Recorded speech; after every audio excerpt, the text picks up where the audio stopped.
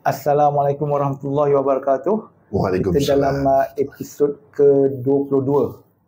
Jadi kita dalam podcast bersama dengan Tuan Syukur Anwar. Selamat datang sekali lagi. Terima kasih. Jadi Encik Azim. kita dalam podcast kali ini kita cuba kaitkan dengan ekonomi dan money mechanics yang melibatkan urus niaga B2B, business to business lah. Jadi untuk kali ini mungkin saya bagi senario yang berbeza sedikit, kan? Jadi kalau bagi contoh, kalau saya berniaga dengan Tuan Syukur kan, Tuan Syukur jual kat saya jual kat Tuan Syukur lah. Ya, kalau saya jual buku juga lah, saya jual buku. Okey. Tuan Syukur jual emas lah, banyak. Okey.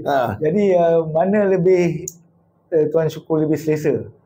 Saya berhutang dengan Tuan Syukur ke Tuan Syukur berhutang dengan saya? Mana satu? Kalau bagi saya selamat, saya berhutang dengan Tuan. Kan? Dalam konteks itulah. Security kita panggil. Dari segi security, minta maaf lah, dari segi money mechanics tak selamat lah, sebab Tuan Syukurnya duit tu ada pada saya. Betul. Ada pada saya. Jadi saya pusing duit Tuan Syukur dulu. Di situ saya nak sentuh tentang kita berniaga, ada baiknya kita jual dan beli dua-dua arah. Okey. Jadi jangan yang paling selamat Tuan Syukur jual kat saya Tuan Syukur. Jadi kalau saya tak dapat pembayaran, saya dapat barang. Okey. Itu dua hala. Dua hala lah. So saya tengok jual beli tu satu cagaran juga. Okey. Artinya bukan one way lah. Artinya jual saja tak selamat. Nak dapat balik tu susah. Betul. Jadi lebih baik kita beli barangan dia juga. Dia perkataan lain consignment lah. Consignment. Consignment kan. Kita beli kontra juga. Kontra. Juga. Jadi di situ dari segi money mechanics ni adalah memang kalau barang-barang kalau kilang ke mungkin ada banyak perkara lah. Macam jual beli di sini kan. Jadi kalau melibatkan katalah KLAC, ACU ni, macam mana Tuan Syukur boleh apply tu? Okey, biasanya memang susah lah. Susah dalam reality ni, dan mana-mana perniagaan pun selalunya consignment lah. Ataupun credit terms kita panggil lah. Untuk hari ni. Pasal perniagaan tu memang ada persaingan lah. Persaingan. Jadi, in term of credit ni, dia salah satu untuk menambat pelanggan kita. Pelanggan kita. Biasa kalau berniaga ni cash term lagi bagus lah kan. Itu yang asas lah, cash term. Bila kita nak menambat, bila kita nak dalam perniagaan yang bersaing ni, berbagai-bagai kaedah lah dalam konteks cagaran tu jarang kita dengar lagi lah buat hari ni. Tak ada cagaran. Deposit mungkin ada. Berapa persen ke, dan itu yang kita dengar lah. Jadi macam kalau disebut cash, ada bahasa dalam bisnes lah, aku bayar cash on delivery, COD. Ya, COD. COD tu kadang-kadang kalau kita jumpa barang kecil, okey lah. Ya, betul. InsyaAllah saya pun nak beli dirham SRDC ya. Saya COD, saya janji COD ya. Tapi kalau barang tu kita hantar dengan lori kan? Yang besar kan? Contoh besar. Jadi macam kita dah hantar, tiba-tiba orang tu tak bayar. Dia sakit juga. Betul. Berpuluh ribu situ kan. Jadi saya suka dari segi trading, kita bukan emas yes. Lebih suka cash and carry. Bayar cash baru carry. Betul. Cash and carry. Itu betul COD. Cash and carry. COD. Kalau COD maksudnya cash on delivery. Maksudnya you hantar baru you dapat lah. Kan. Cash and carry, you bayar you dapat. Ada tu macam kadang-kadang kalau kita beli barang dekat Facebook ke ada saya kena 2 kali. Yang satu emas dekat tu saya tamak. tengok harga bawah spot. Rupanya bayar-bayar habis. Hilang. Jadi itu dari segi konteks penipuan lah. Konteks penipuan lah. Tapi dalam emas memang susah lah. Kita nak sebab dia melibatkan bank ribawi bank ribawi. Jadi banyak isu-isu muamalat tu diambil kira lah. Untuk menidakkan ataupun mengelakkan daripada konteks riba itu berlaku. Riba berlaku. Jadi dari segi harga tak ada isu. Dari segi harga tak ada isu. Maksudnya boleh tak apa harga sekalipun lah. Itu bergantung pada pelanggan yang berminat dengan harga tu ataupun whatever value added letak lah. Kehidupan manusia. Kita diberi rahmat rumah dan kehidupan. Bermula dengan air, awan, bukit, tumbuhan dan ternakan. Alhamdulillah, nikmat Allah mana mahu kau dustakan.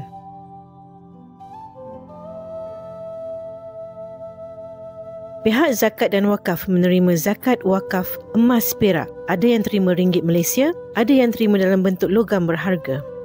Bayar zakat emas dengan emas atau ringgit. Bayar wakaf emas dengan emas atau ringgit. Sila rujuk agensi zakat dan wakaf negeri berdekatan anda. Terima kasih Tuan. Pembayaran zakat emas Tuan dan wakaf emas Tuan telah disempurnakan. Pihak zakat akan agihkan kepada asnaf yang layak. Asnaf terima zakat. Berbelanja barang dapur, majukan diri. Asnaf sebagai perangsang ekonomi. Asnaf sebagai pengguna, ekonomi terangsang dan makmur apabila asnaf diraikan.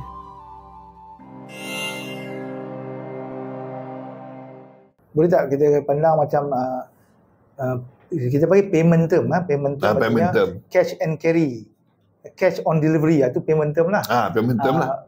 Online payment. Payment term lah juga kan. Payment term. Jadi boleh tak kita kalau kita kaitkan sekarang ni banyak instrumen payment ni.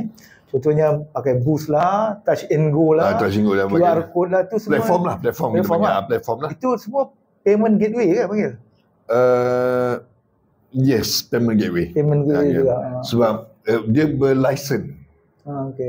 Dia berlisen menyimpan dana dan dia berlisen yang ada gateway yang dipantau oleh agensi kerajaan lah. Sebab bukan senang untuk dapatkan payment gateway. Bukan senang hanya tentu sebab dia di bawah Akta Kewangan lah. Di bawah Akta. Sebab kalau dia platform yang ada gateway dia tak boleh sen macam saya lah. Kita ambil duit orang dan kita guna duit orang tu. Deposit taking lah. Jadi benda ni terkawal. Macam kalau lokal gitu penggunaan domestik, FPX tu pun payment gateway lah. Payment gateway. Dia ada bagian lah. FPX tu dia lebih satu agensi yang kawasi ya.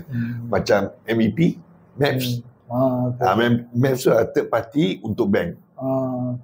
Jadi dia sekarang ni dulu MAPS letak pada brand yang satu brand. Jadi MAPS ni contohlah bank punya ATM machine ada MAPS. Jadi mana-mana bank lain nak guna Maybank punya tu, MAPS akan uruskan. MAPS akan uruskan, dia ada charge RM1 lah. Tapi sekarang MAPS pula buka dunia ATM machine. Dia buka sendiri. Jadi semua bank boleh guna. Dia akan charge RM1. MAPS boleh sale lah sebenarnya. Tapi sekarang saya tengok macam ATM machine makin kurang orang. Kalau dulu itu sebab dia melibatkan cash. Tapi sebab sekarang ni kita ada online payment, kita boleh guna mobile apps, jadi benda tu berkurangan lah. ATM machine tu masih diperlukan untuk transaksi yang cash lah, tunai. Tunai. So saya cuba untuk penggunaan harian kita gunakan macam-macam lah. Macam-macam kaedah. E-wallet ni e-wallet ada. Itu semua adalah payment gateway. E-wallet pun mesti boleh sen. Boleh sen. Perlu boleh sen e-wallet. So mungkin saya cuba bandingkan kalau peringkat domestik kita ada instrumen-instrumen tu, begitu juga dengan payment gateway antarabangsa. Sama je. Sama je. Itu pun payment gateway. Dan kita tunggu payment gateway baru yang bebas dari USD. Itu dah tahap yang terakhir lah. So kita mengharapkan satu je agensi agensi dunia lah yang negara yang lebih tinggi lah. Jadi hopefully mungkin dia terbuka pada negara-negara lain ataupun komuniti lain lah. Okay, apa ni, saya cuba kaitkan ni, nak masuk sikit tentang forex sikit. Forex. Forex tu tentang, sebab forex tu harga fluctuating tu macam emas ni dia berubah. Okay.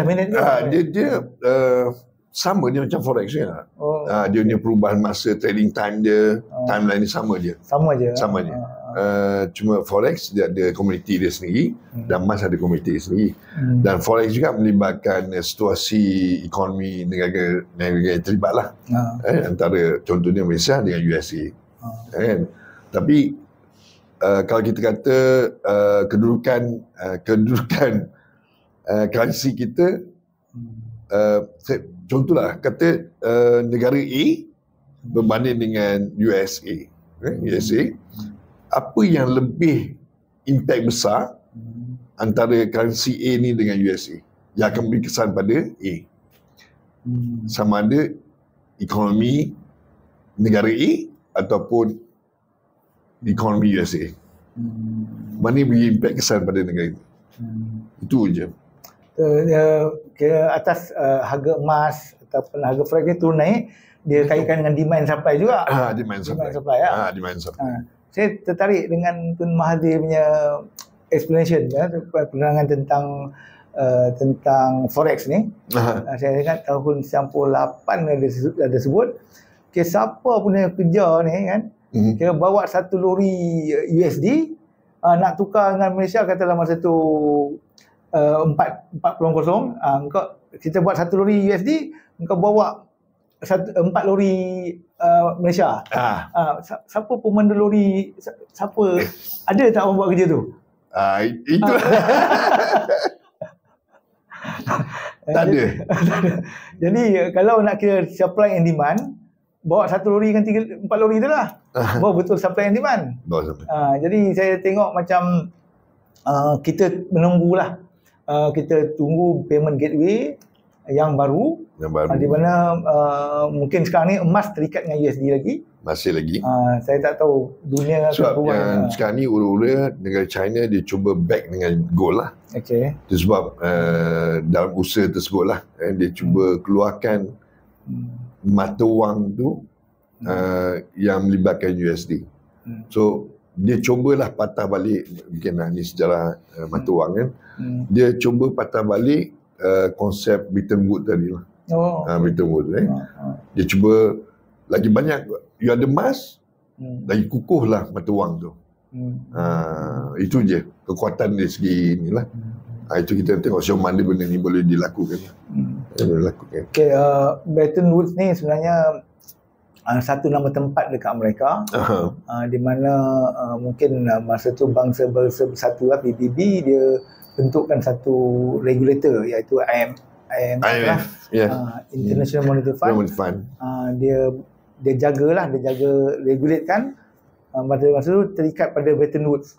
Di mana Bretton Woods nyatakan kalau nak cetak duit mesti ada emas. Bersandarkan emas, simpanan emas lah. Mesti ada simpanan emas. Jadi mungkin perbincangan kita untuk kali ini kita habis di sini. Jadi kita macam kita cuba kaitkanlah dari segi dari segi B2B ke B2C dalam perbincangan kita dalam podcast Logam Berharga. Mungkin kita akan sambung pada episod akan datang.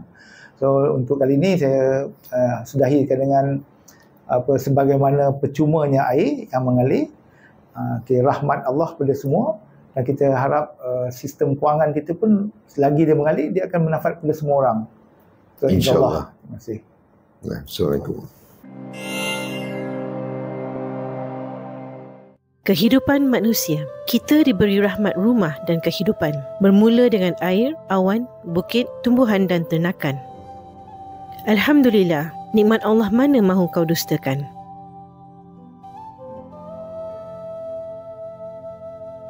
Pihak Zakat dan Wakaf menerima zakat wakaf emas perak. Ada yang terima ringgit Malaysia, ada yang terima dalam bentuk logam berharga. Bayar zakat emas dengan emas atau ringgit. Bayar wakaf emas dengan emas atau ringgit. Sila rujuk agensi zakat dan wakaf negeri berdekatan anda. Terima kasih Tuan. Pembayaran zakat emas Tuan dan wakaf emas Tuan telah disempurnakan. Pihak zakat akan agihkan kepada asnaf yang layak. Asnaf terima zakat, berbelanja barang dapur, majukan diri. Asnaf sebagai perangsang ekonomi. Asnaf sebagai pengguna, ekonomi terangsang dan makmur apabila asnaf diraikan.